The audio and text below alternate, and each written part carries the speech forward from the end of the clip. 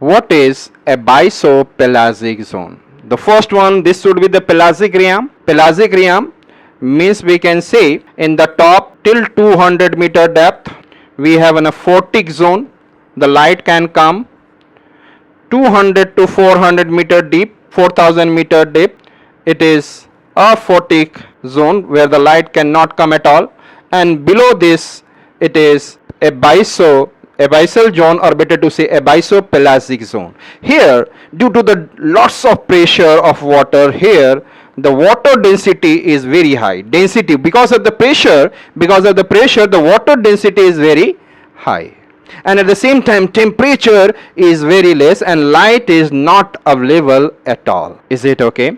So we can say that abyssopelagic zone, the deep water zone of oceans, maybe in the lakes also, usually lying below 3000-meter depth, better to say 4000 and below. This open water zone associated in the oceans with the called abyssal plains. There can be an abyssal plain, abyssal hills and all, is characterized by what? Low temperature. It has a very low temperature. The density of water is very high water density, and complete absence of light. If the light is not available, the life will not be also available. The condition which severely limits its range of life forms, means there is a challenge of existence of lives. Here there is an, I said, the pelagic zone.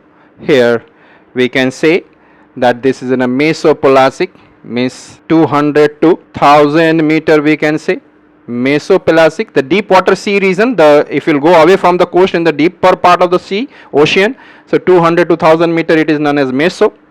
And then 200 to 4000-meter, it can be also said as bathypelagic.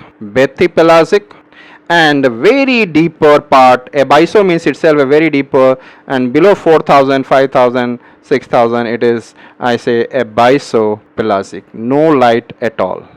So this way we can say that there is an, I said, mesopelagic, bathypelagic and abyssopelagic zones are there. So I think when you are studying something, then you can understand what is abyssopelagic zone.